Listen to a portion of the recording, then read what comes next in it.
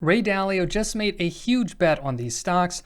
This is his stock portfolio now. Ray Dalio, as you likely know, is one of the world's top investors and currently runs the world's largest hedge fund. His firm, Bridgewater Associates, manages roughly $160 billion for over 130 institutional investors across the globe. What's particularly interesting about Ray Dalio is that he takes a long-term outlook on the macro global economy and positions his portfolio in a way such that he stands to benefit in any stage of the market cycle. With that context, we recently got a 13F filing to take a look into his most recent stock positions. Dalio is making big bets on certain stocks, which may be able to provide us some insight as investors. In this video, we'll be doing a portfolio review of Bridgewater Associates' 2019 stock portfolio, covering Ray Dalio's holdings, stock trades, and portfolio performance. Before we begin, take a second to make sure you're subscribed to gain access to more investment content like this in the future. So this right here is the stock portion of Ray Dalio's portfolio. Now I mentioned before this comes from a 13F filing, and that's required to be filed with the SEC for firms that manage over $100 million, and it's a disclosure of all the stocks they own or are long on,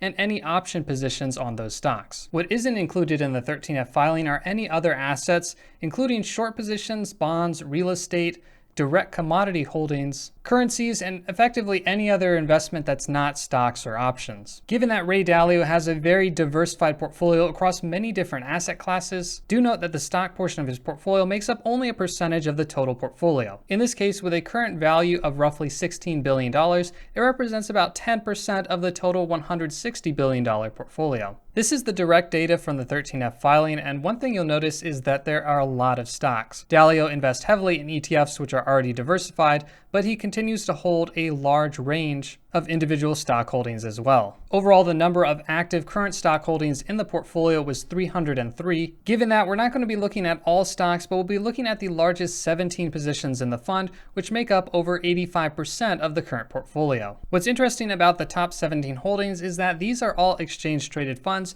typically very diversified index funds that you and I as retail investors could also buy and invest in for a very low cost and gain relatively large exposure to a diversified selection of stocks. With that though, Ray Dalio is making a bet on a particular index of stocks, specifically stocks from emerging markets. These indices are typically categorized by the MSCI Emerging Market Index, which tracks a group of emerging markets that are typically earlier in their growth and development cycle. This is in comparison to countries in the developed markets, which are typically a little bit more established and have a longer history of returns. In fact, 5 of the top 17 holdings and 3 of the top 4 holdings are emerging market index funds, 2 of which are even more focused index funds specifically for investment in Brazil and South Korea. Now we'll get into more detail with this soon, including several visualizations and other analysis, but let's take a look at what else is in the portfolio. While not as much of a portfolio weight as emerging market stocks, Ray Dalio is still invested in US stocks through the S&P 500, which make up 2 of his top 5 holdings. While Ray Dalio is bullish on emerging markets, he is less so on developed markets, though he still does hold a small portfolio position in them. To potentially hedge the risk of many of his stock holdings, Ray Dalio has also invested in a variety of bond ETFs. The funds he's selected have a wide range of credit quality. For instance, he owns 2 funds specifically dedicated to treasuries from the US government, 2 funds for corporate bonds, one investment grade and one with higher yield, which is generally of lower credit quality, as well as an emerging markets bond fund. In addition to that, Dalio holds roughly 4% of the stock portfolio in gold ETFs. This again could potentially serve as a hedge against the volatility in the equity side of the portfolio. All other of the 286 individual stock positions make up the remaining roughly 13% of the portfolio. Visually represented, the stock portion of Bridgewater's portfolio can be broken down as follows. Currently, the large majority of the fund is invested in emerging market stocks, or roughly 55%. About 18% is in US stock index funds, and 13% in individual stocks. I'd say most of those individual stocks, though, are from the US, so it's roughly about a 30% allocation to US stocks. As a hedge, Dalio also owns ETFs for bonds and gold,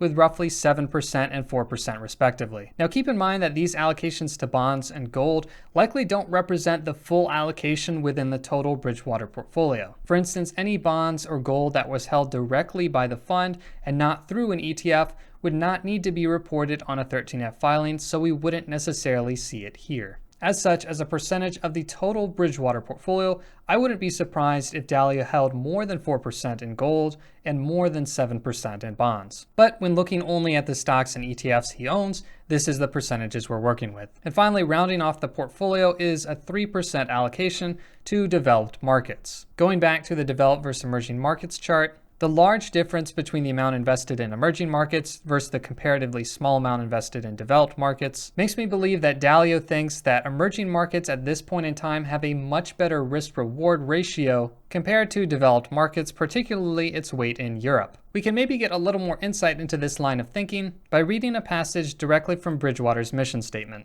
They state, "Bridgewater Associates is focused on understanding how the world works. By having the deepest possible understanding of the economy and financial markets, and translating that understanding into great portfolios and strategic partnerships with institutional clients, we built a distinct track record of success. We've done this for more than 40 years by having great people operate in a culture of radical truth and radical transparency." At his firm, Bridgewater Associates, Ray Dalio likes to operate in an idea meritocracy, where regardless of your position in the fund, if you have a good idea, it will be heard. Given that, let's take a look at how these ideas performed. First, we'll take a look at the portfolio holding changes chart. This chart gives you a sense of the percentage of the portfolio that was invested in each of these investments during the prior quarter, which is shown in red, and during the current quarter, which is shown in blue. What you can see from this is that, relatively speaking, last quarter Dalio had much more of an allocation in individual stock holdings. That was about 30% last quarter, which is now down to roughly 13%. A fair portion of that coming from selling off many individual stock positions. Where did that money go? Well, almost entirely it was devoted to emerging market stocks. He added a bit more to his already large position in the Vanguard Emerging Market Index, then added significant amounts to the iShares Emerging Market Index and the iShares Core Emerging Market Index, as well as adding a sizable position to the MSCI Brazil Capped ETF. Those four funds that saw the most inflows were all emerging market stock indices. Taking a look at performance, from the 13F filing, we know what Dalio was holding in stocks at the end of March, but we don't know if he's made any changes since then. But assuming the same portfolio, we can see how each of these investments would have impacted the portfolio through today, June 12th. In this graph, the blue line represents the value at the end of March, and the red line represents the current value of the holding. Red bars above the blue line, like the S&P 500, represent a gain over that period. For the top two emerging index funds, red bars below the blue line represent a loss for that period. Now, given that most of these investments are in broadly diversified index funds, unless there's a major sell-off or rally, it's unlikely that there's going to be significant gains or losses over a short 2-month period. It's for that reason why you don't see a significant amount of variation among the returns. We can get a little better sense of how each position impacted the entire portfolio performance by using this waterfall graph. Effectively, a waterfall graph allows you to trace back the individual components of each investment's return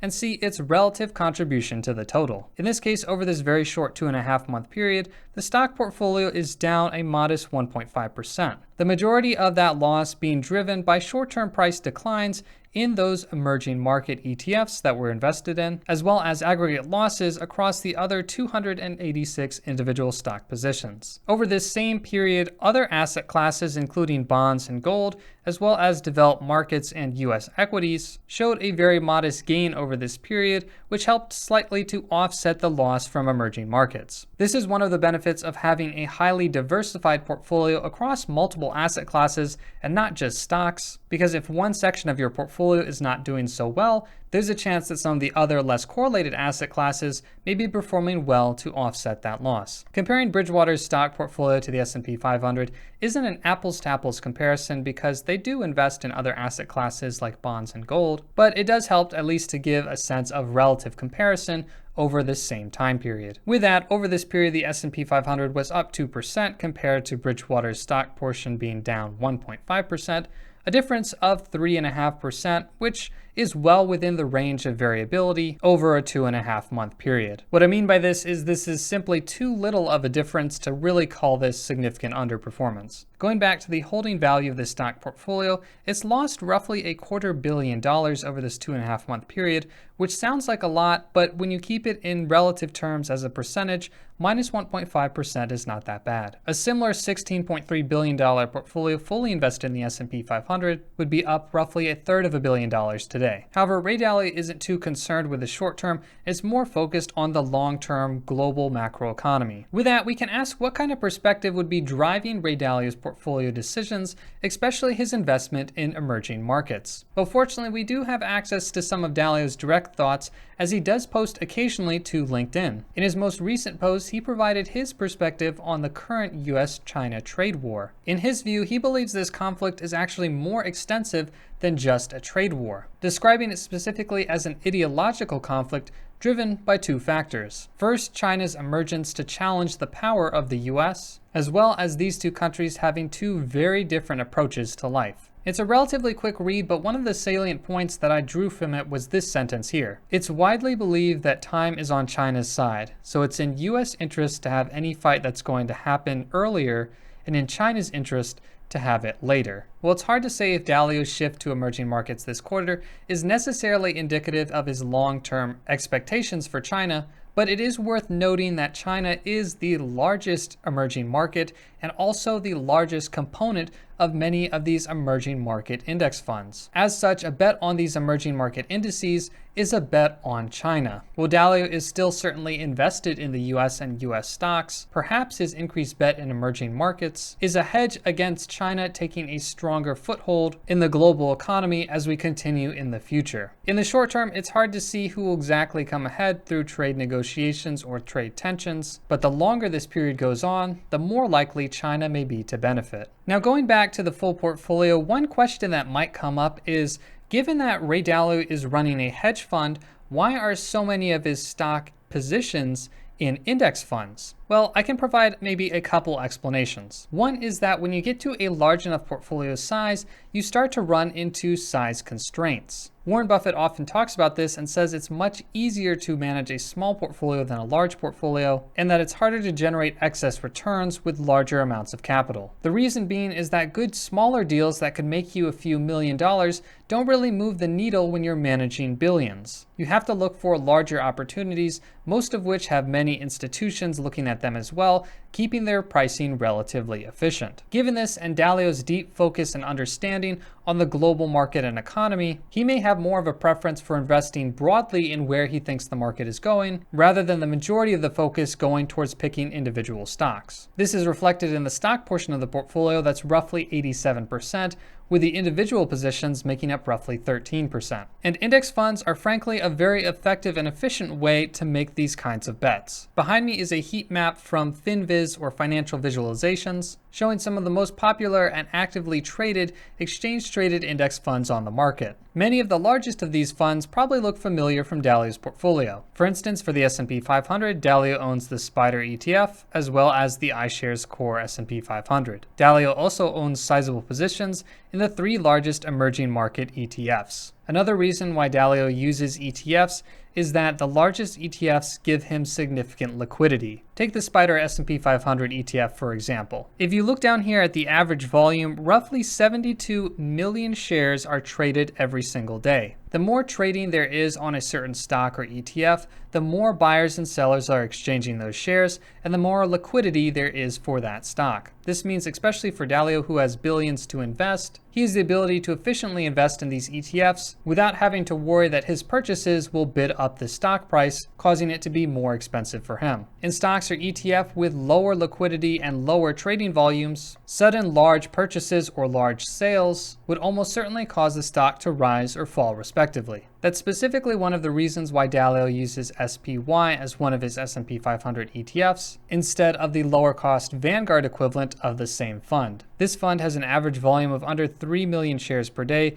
which is just much lower than SPY. Fortunately for retail investors like you and I, who aren't managing billions of dollars in our portfolio, our purchases of index funds aren't going to be moving the market, so we have an advantage over Dalio in that we can pick the lowest cost index fund, typically from Vanguard. The reason Dalio invests in the Vanguard Emerging Market Index is because compared to the S&P index, Vanguard's Emerging Market Index has a higher level of volume. So we've discussed Dalio's investments in stocks, particularly the emerging markets, but now I want to turn our attention to the 2 non-stock components of the portfolio, specifically the bonds and gold. Now, Dalio wants to position the portfolio such that it can benefit during any market cycle, and adding bonds and gold to the portfolio is one way to hedge hedge against equity risk. This is the price of the long-term Treasury Bond Fund TLT, which invests in Treasury bonds with durations over 20 years. Long-term bonds do well in periods of slow growth and deflation. When growth is slow and returns from stocks are low, people look to bonds for more reliable sources of income and returns. This demand drives down the yield of the bond and brings the bond prices up, as investors are willing to pay more for their relative safety. Gold, on the other hand, does well during periods of high uncertainty, as well as during periods of high inflation. During periods of uncertainty, gold is considered a safe haven asset. It's the one currency that has lasted the test of time and will still have value years from now. During volatile periods of high uncertainty, people buy gold as a means of wealth preservation. This is particularly noticeable during periods of high inflation, when increases in money supply decrease the price of the current currency, causing the prices of everything else, including gold, to rise. Now, it's been quite some time since the US has experienced a period of high inflation, at least on consumer prices, but one could potentially argue that we have seen some asset price inflation in both the prices of stocks and bonds since the financial crisis and the Federal Reserve's quantitative easing programs 1, 2, and 3. Should the Federal Reserve backtrack and eventually have to go for another round of quantitative easing or money printing, gold will likely do relatively well. Overall, Ray Dalio has a very diversified portfolio, even if he is making some heavy bets on emerging markets. If you enjoyed this portfolio review, leave a like on the video. It's the best way for me to know which videos you enjoy the most, and if you have suggestions for future videos, let me know in the comments below. Until next time, thank you so much for watching. My name is Michael, and I will see you in the next video.